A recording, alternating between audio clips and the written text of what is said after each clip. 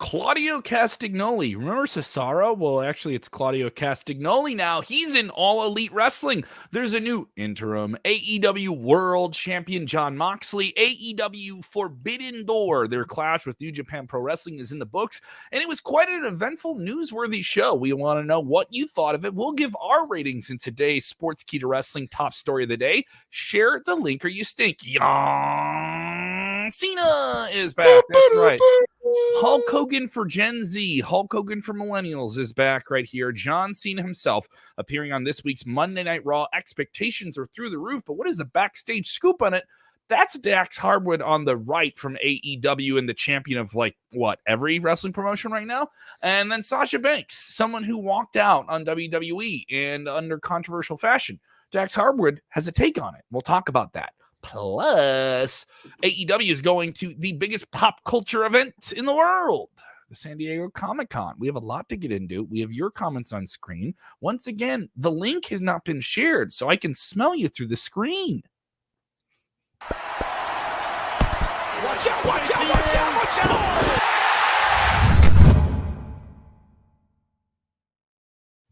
We are not watching in. We are always watching out. Watch out! Right. I am Kev Kellam. That is Jose G in Florida, if you ask you. All right, the sunshine state of stupidity, and he's the smartest man in town. There we go. That's damn right. Yeah. So, and then over there is JB Bennett himself. You can follow JB Huskers on. See, JB Bennett works because my middle initial is B. So, and JB Bennett sounds like a little bit more like if I was a pro baseball player, I'd go by that. It does. It sounds like, oh, did you know that this got the JB Bennett seal of approval? Like it has that. Dude, no, but it also sounds like the hottest producer that's in Miami. He's like, yo, did you hear that latest JB Bennett sound? Dude, he's dropping that JB Bennett joint. Yes. JB Bennett's the hottest shit right now. Woo! Next up to the plate, JB Bennett. It sounds so much cooler than Jeremy Bennett. We can't call you Jeremy anymore. I might have to change it now, man. If you're laughing with us, I'm changing the graphic. It's effective tomorrow. You All are right. JB Bennett now. That's hit the like button stage if name. Jeremy has to change his online name to JB Bennett. Hit the like button. Maybe we'll get more likes than we normally would. What's up, everybody? It is a Monday edition of Sportskeeda Wrestling's Top Story of the Day, streaming to you in the 5 p.m. Central, 6 p.m. Eastern hour, every single weekday live and on demand whenever you want it on our video channels and our podcast channels. Thank you so much for getting us on Spotify and Apple, wherever you get your audio channels. We have a bunch of different content up there. For people asking with the podcast side of things, I had someone reach out to me today. How come we didn't put up the AEW post-show media scrum, which you can watch on our YouTube and our Facebook? The audio works for the video. It doesn't work for the podcast side of things. It doesn't translate. So definitely go check it out. We'll be talking a lot about that. AEW Forbidden Door is in the books on formal pay-per-view. I was there at the United Center. I thought this was a really, really good show. It had those tough challenges with so many different injuries on the card, a sold-out show, day of, weekend of, I can tell you, in Chicago. People were there. They were looking forward to it, but there was tempered expectations with so many big names being pulled off the card. That was the emotion going in, to the point where you had secondary resold market tickets going for less than like half of face value. And I'm being polite. I saw people getting into the show for $10. I think that was more the scalpers getting fleeced, because the scalpers bought up those things and they got screwed. I saw a story on that last week. Jeremy, I want to agree with you, but I saw people I know sell their tickets for $10. Like, so I'm just saying what I saw when I was there. Maybe those people weren't the scalpers. And also those are like up there tickets. So this isn't like people are selling like floor seats for like, a third of their value or anything. So that alarmist stuff gets out there, but I can tell you the show delivered on some exciting things. The arrival of Claudio Castagnoli as the hand-picked opponent for a great technical wrestler in Zack Sabre Jr. A great match, a very strong match. First time we've seen him in the ring in a long, long time, obviously since WWE. I got to ask him what was the motivating factor for him to come there, and his answer was a pretty blunt one. I'm like a kid in a candy store. And the type of wrestler I am, I have a lot of great opportunities here, a lot of great friends. It's a good fit. It makes sense in the long run. But we've heard that before. We'll see how it plays out. What did you guys think of Claudio's debut in AEW? It was certainly the big talking point coming out of the show. Yeah, that was pretty cool that you got the first question for him. That was Yes. that was money right there. I thought it was a very good match because these are two technicians, much like Brian said in the ring. The guy that's replacing him is going to be a ring technician. The counter work for both of these guys was just tremendous. And then, of course, the feats of strength. Cesaro walking up the steps while holding Zack Sabre Jr. in a suplex position was badass. And of course, the tease of the swing. The swing is still in play. The crowd still loves it. So I'm glad to see that that's still around. And it was a great technical wrestling match. I thought it was a great replacement for Brian. Clearly, the comments of Zack Sabre Jr. Will go to show that there is going to be a Danielson and Sabre match down the line, which is very exciting to hear. I think this is a win-win situation for everyone. This is a win situation for AEW, and this is a win situation for the fans. You guys got to see Claudio Castagnoli make his AEW debut, and I think it was very special for the fans. I've been following him for a while. And even in the post-media junket, when I think it was Denise Salcedo was like, well, now that Cesaro's here, he's like, well, Claudio is here. It's a very different persona. It's a different thing than WWE. And I think that the fans are going to appreciate what Cesaro brings to the table to AEW. So I'm excited for it, man. I think this is great, bro. This is great for everyone. It's hard to get used to. I called Moxley Ambrose many times on my old podcast. I've called Daniel John Bryan. Moxley was calling Brian Danielson Daniel Bryan last night. Yeah. The show. I've done that many times too. So getting used to Claudio after we haven't had Claudio for probably 10 years. It was interesting. A news story came out on Claudio. This was from Fightful Select, and I think actually this was included in the press conference as well. The original plan was for him to debut at Death Before Dishonor, which is Ring of Honor's next pay-per-view coming up in about a month from now. But of course, with Brian being hurt, plans changed, and I think it was for the better because I think Cesaro fits perfectly with the Blackpool Combat Club. You can still interchange him into Ring of Honor because he's never won that world title. I would love to see him win that world title someday, but I'm kind of glad things worked out the way they did because I think he's going to be a great addition to work with Regal and the guys. Yeah, it makes sense. It's also worth noting this is still a brand that's fighting to get those rating inches, those rating margins. You have a name that WWE fans know. If you're a casual WWE fan the last 10 years, you know who Cesaro is. You're going to know that face, and you've seen him have great matches. It's a good pickup. The logic is not broken. I know everyone talks about matchups and all these different things, but you have a name. And the same reason that CM Punk was brought there, the same reason that Brian Danielson was brought there, Adam Cole was brought there, was to bring him in. Also, you need him now. You need him now with all the guys that are name-worthy, that are on the shelf. And whether or not you want to say it, yeah, you don't have MJF for storyline reasons. You don't have Adam Cole now. We can talk about that story here in a second. You don't have Brian Danielson. You don't have CM Punk. All of those guys were the most valuable players for AEW since the beginning of the year, if not since last summer, for the better part of the last year. And this is something that Tony Khan laid out in the post-show press conference, which was quite long. You can watch the entire thing. God. You can watch the whole thing. It was an entire feature film, bro. It was. Yeah, so if you have nothing to watch, you can watch it in bits and chunks over the week if you want to get through it. So definitely Jose and I got maybe 25 minutes of screen time out of that 2-hour plus show last night. But it worked out good. It worked out well. It did. And one of the matches we didn't get to last night was the 4-way for the IWGP World title. And my God, outside of Cesaro, the pop for Okada was deafening. Kevin, how did it sound in the arena? Oh, so huge. I mean, Okada's a special star. This isn't like fanboy stuff. This is me covering sports, covering music and different things in media. I've been in the same room with a Dave Grohl. Okay, so Dave Grohl's from the Foo Fighters. He's probably the biggest rock star in the world, but he is gracefully that. He is not putting that on. That isn't like a costume or something like that. Somebody playing a character, which is still fun to see anyway. With him, he is what he says he is. He is this idea of a very charismatic Michael Jordan-esque type of superstar where he's just great at being a wrestler. Let's dress it up a little bit. And he's just he oozes it. It's very natural. And you got that even at the press conference where he alluded to the idea of having more matches in the United States, though he wasn't clear about what they would be.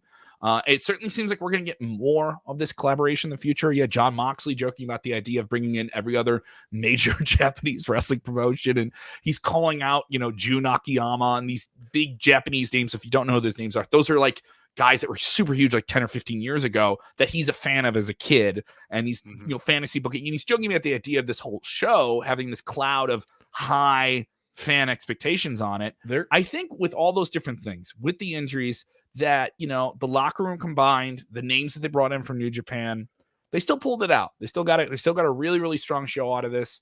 And even the replacements did their job. Clark Connors in a fatal four-way for the new Atlantic Championship. Crowd was behind him. He did well. Yeah, he was the replacement for Tomohiro Ishii. He was a huge name from New Japan. So if you were a hardcore New Japan fan, you bought tickets. That was a guy you wanted to see. And here's a young boy from New Japan who has some name. I would put him in the line of like a Jungle Boy, or an up-and-comer like an Austin Theory in WWE. Like if you want like a lane that guy's in, you don't know the name. Yeah. And he's in this four-way match with all these bigger names. Malachi Black, Pac is in there. Pac would win the match. It was a great match, but he got to shine and put somebody through a table. Like they were teasing a table spot for like 4 minutes, and then he's the guy who does it. So, there were things like that were good swerves. And then you got Claudio. But I really think, we talk about this main event.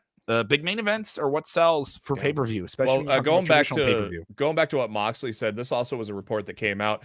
There was rumors that they were trying to get Stardom women over to be in the card as well. That was confirmed. Yeah. And unfortunately, with visa issues, they just could not pull that off. And it's also worth noting this show was so confusing. They didn't know they were going to have Okada until a week and a half ago. Yeah. So when they said Okada wasn't going to be there, he wasn't going to be there.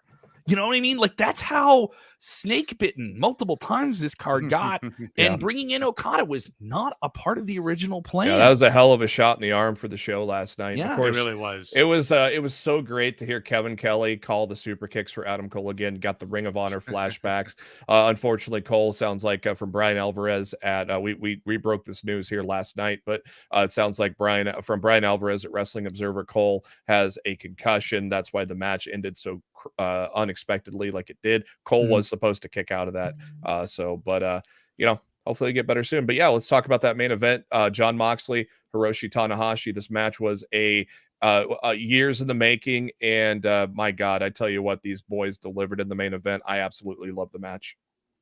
Yeah, great man, match. I think this match thought was it pretty came good. over live. I mean, did you guys hear about this fight in the crowd that kind of distracted from it? Yeah, we saw it firsthand from you, man. We saw it firsthand from you. Did you know what caused it, or what? So what the hell was going on there? I feel bad bringing this up because I want wrestling to be the focus, but people were asking me about this, and we put out video, and a couple other people around me in wrestling media were in the same section. We all filmed it because it happened right in front of us. It wasn't like it happened.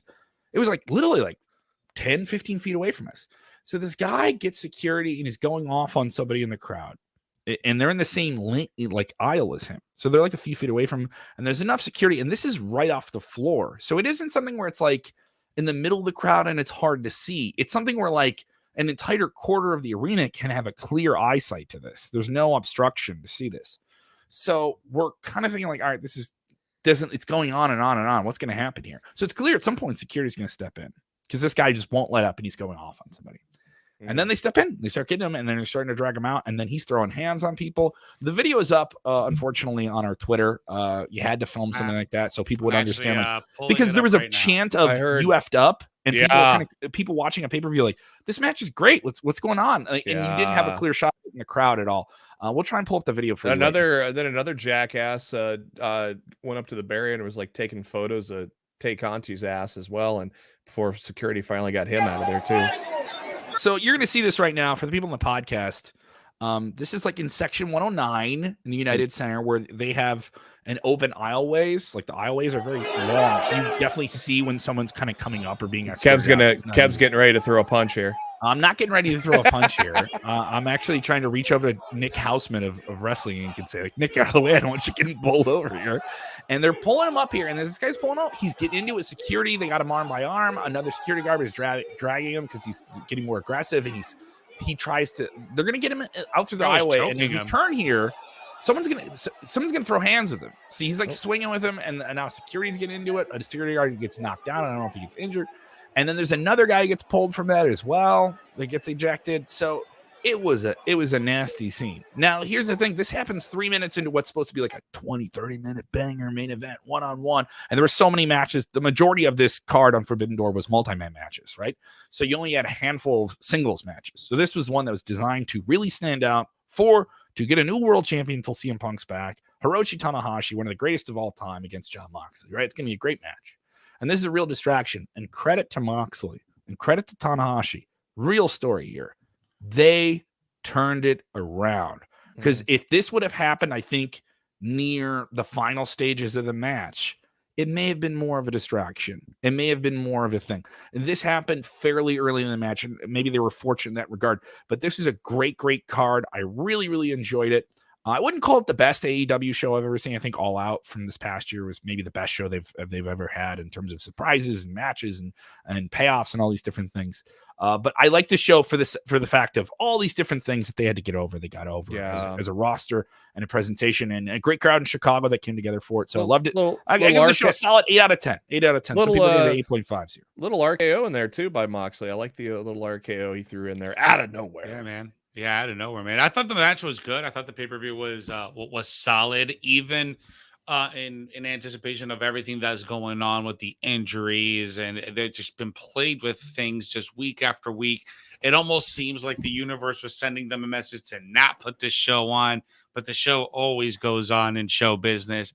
And they actually pulled out a really good show, despite the fact that all this stuff that happened, and even losing Adam Cole last night with that injury. And the build to it was pretty soft. You know, the build to it wasn't like pretty super soft, hot. but it was a solid show.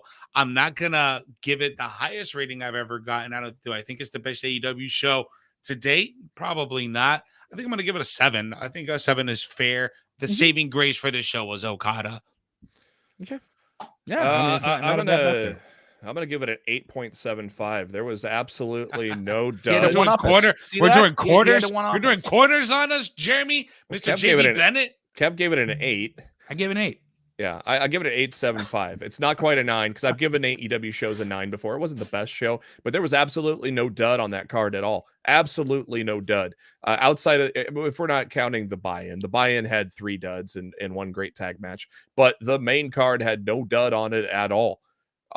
So I can't give it a low rating, because it was a tremendous pay-per-view. Obviously, for me, the match of the night was Ospreay and Orange Cassidy. That was number 1. Probably followed by the 4-way for the IWGP. The finishes of Moxley, Tanahashi, and the 4-way kind of slipped them down to where Ospreay. Yes, I think that's one of the things that he's like, Jose, you serious? A 7? Shake my head. Yes, Ricky, a 7. Exactly for those reasons that Jeremy pointed out right now. The finish on that fatal 4-way was sloppy, even though that Adam Cole, did the best that he could. And some of the finishes to some of the other matches were a little sloppy. So yes, I'm giving it a 7. Listen, I'm an equal opportunity offender. So if I have to give a 7 or a 6 to WWE, I'll give it and I'll point it out. And I've given praise to the AEW, but those are some of the things that they missed last night, in my opinion. I think it's an overreach. If you're a New Japan fan, you loved it because you got to see these two brands together, and that's the attraction. I right? look at things objectively. Yes. My thing is enjoying both and knowing both brands. I don't think we got the full extent of that. I think the things that we were concerned about with it's going to be political booking. An AEW guy is going to cover a New Japan guy at least once. And it's going to go vice versa. And then the rest of the matches are going to be, a New Japan guy covering a New Japan guy. And they had multi-man teams. So you could hide all those political consequences of a finish. Tanahashi can take a pinfall from John Moxley. He's still Tanahashi, but can a Shingo Takagi, a mid-card guy for, New Japan do that? No, but he can pin another New Japan guy and it won't feel that bad. As silly as it is, it's true in wrestling. Well, the four main event matches were split 2-2 with Claudio and Moxley winning and Jay White and Ospreay winning. And then also after the pay-per-view went off the air, John Moxley got on the mic and addressed the crowd, said referred professional wrestling as the best sport, the best effing thing in the world. Then he was joined with his fellow Blackpool Combat Club members, as well as Santana, Ortiz, and Kingston. Moxley also put over Claudio as one of the best professional wrestlers during his speech last night as well, and took a little jab at WWE.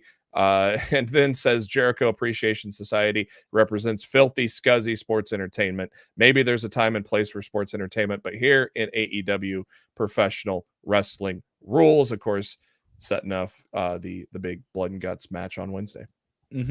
John Cena is back. It is the 20th anniversary of John Cena. He will be on tonight's Monday Night Raw from Laredo, Texas. Tickets moving very well for that show, apparently, by the way. And a lot of expectations for what he's going to do on this show. So WWE getting him back for the 20th anniversary. We didn't get this with The Rock. I can't do that.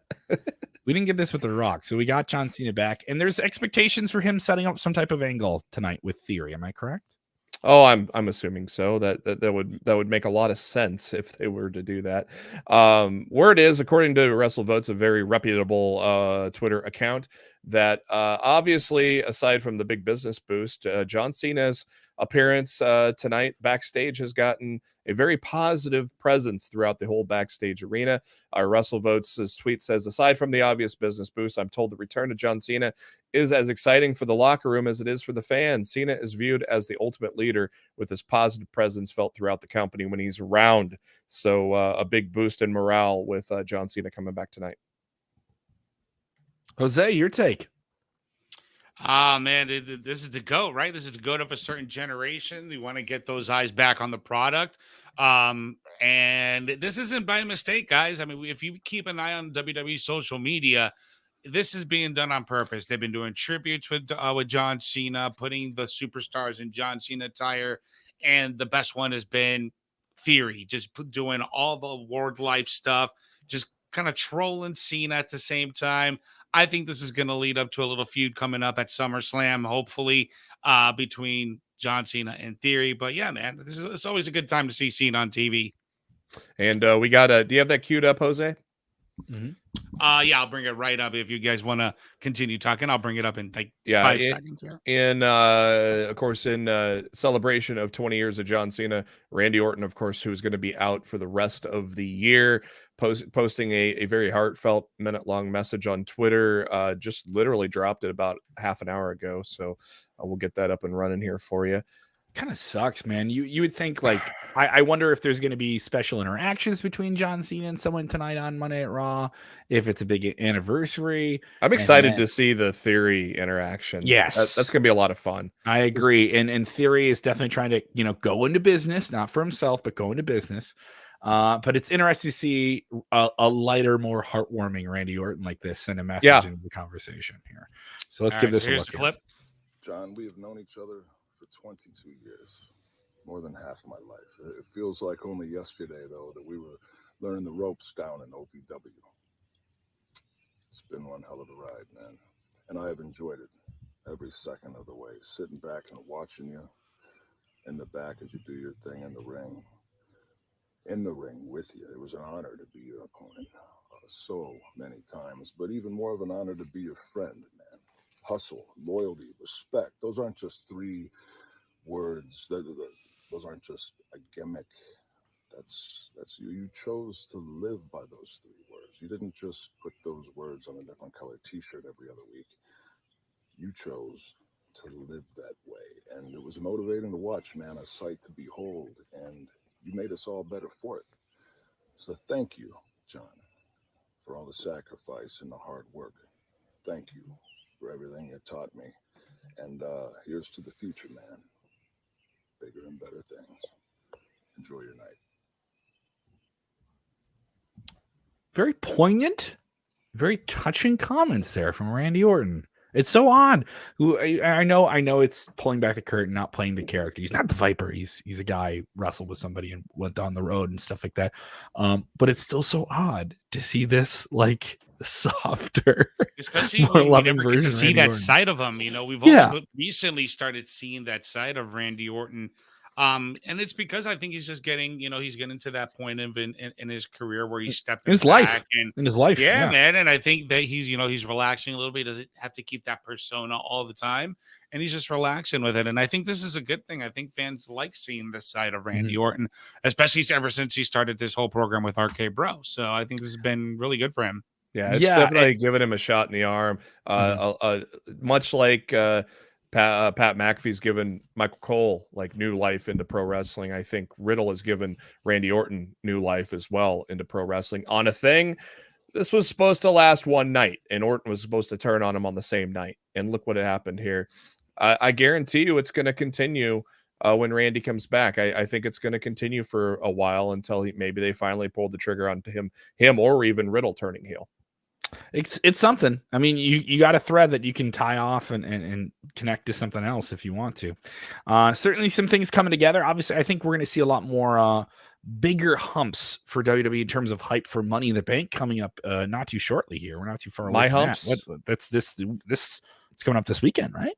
My so humps. I mean, yeah, so we got that to look forward to. But it's odd that we're getting so many matches pitched now for SummerSlam, which is not too far away as well. So WWE going to put some big things down here. I think definitely tonight and this week and move forward to really lay some things up. Money in the Bank will obviously set something up for SummerSlam as well. So I kind of wonder if like Cena, like maybe his music will play or something at Money in the Bank and screw Theory to give Lashley the U.S. title. Because the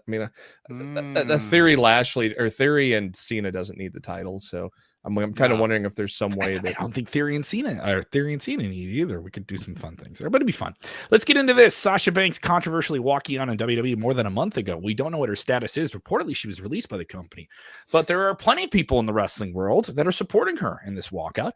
And one of them is one half of the Ring of Honor and the IWGP, the AAA, and whatever other tag team championship you want to name. They've won them.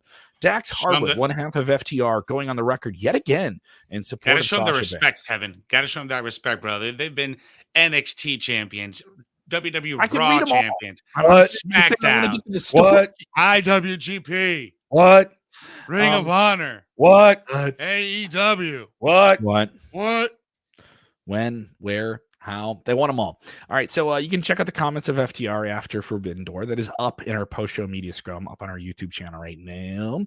But tough words here yet again from Dax Harwood, a guy who's not afraid to say what he thinks. And he's speaking on this controversial Sasha Banks issue. What's he saying, Jeremy? So Dax did post a photo of him and Sasha on Twitter the day after they had walked out of the show. And recently, Dax spoke with Joseph Staszewski of the New York Post and said, Cash and I did the same thing. And a lot of fans, for some reason, had decided that we were crybabies and we whined and we should have just done our job and shut up. And that's hard to read every single day, especially when we're all trying to do is make wrestling better, make tag team wrestling better, but to make ourselves better and make our legacy even better.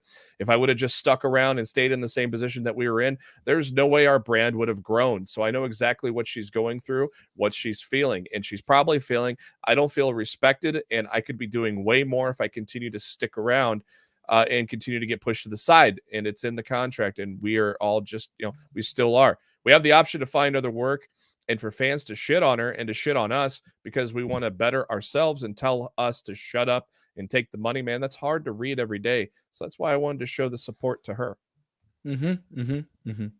It'll certainly be interesting to see how this plays out. We're still waiting for an official announcement. More than a week ago, we reported that Sasha Banks was released by WWE, and then we haven't heard any official word on that. So it's a wait and see game with this whole scenario of her walking out on WWE as one half of the women's tag team championships. We don't know what the status is of her tag team partner, Naomi, who is also suspended.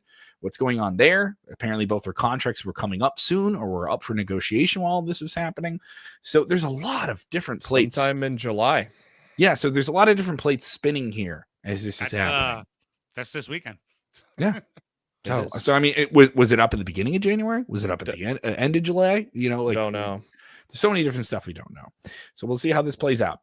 Speaking of big things coming up here, at the end of the summer is always the annual San Diego Comic-Con, and it is expected to be a return to form for Comic-Con as we work our way out of the pandemic and regulations come down. More big names expected to appear live.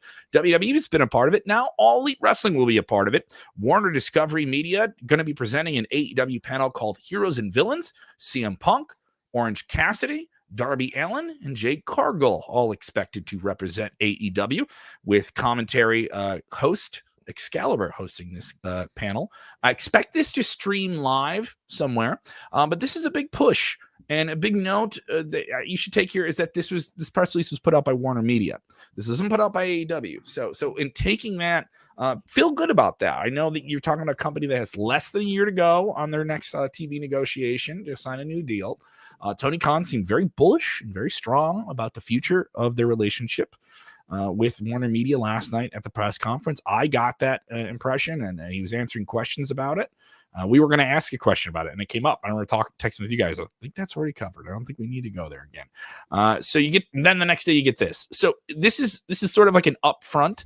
Upfronts, when you hear that term, that is for advertisers. This is more of an upfront for direct media partnerships, charities, and really hardcore fans. When you go to something like the San Diego Comic-Con, you're going to the primary hardcore, devour everything type fan. Those are fans of comic books and sci-fi and different shows like that, and they will travel out to stuff like that. And you want those hardcore fans to get excited about your future and the things you're doing, merchandising and all those different things. I think they'll announce some type of thing with this. I think there'll be some type of presentation.